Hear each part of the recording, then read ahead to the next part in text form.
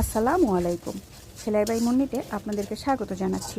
আজকে আপনাদের মাঝে নিয়ে আসলাম বাঙালির খুব পছন্দের একটা জিনিস, যেটা আমাদের বর্ষাকালকে একদম জমিয়ে দেবে। প্রথমে কড়াইতে পরিমাণ মতো তেল নিয়ে তার ভিতরে কিছু থেতো করা রসুন, আস্ত রসুন, আদা রসুন বাটা, কালো সাদা সরিষা বাটা এবং এলাচ, দারচিনি, তেজপাতা দিয়ে ভালো করে কষিয়ে নিতে হবে। তার ভিতরে আগে থেকে সেদ্ধ করে রাখা কাঁচা আম, সেটা দিয়ে অনবরত নাড়তে হবে। নাড়তে নাড়তে যখন পানির পরিমাণ কিছুটা শুকিয়ে যাবে, তখন এর ভিতরে চিনি অথবা আপনারা চাইলে গুঁড়ো ব্যবহার করতে পারেন, সেটা দিয়ে অনবরত নাড়তে হবে।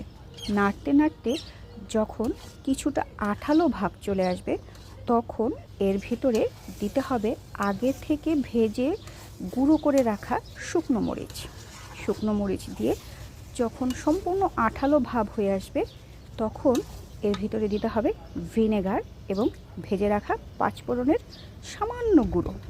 যখন সম্পূর্ণরূপে আঠালো ভাব হয়ে কড়াই থেকে উঠে আসবে, তখন এর ভিতরে আরও একটু পাঁচফোড়নের গুঁড়ো দিয়ে নেড়ে নামিয়ে নিতে হবে। আল্লাহ হাফেজ।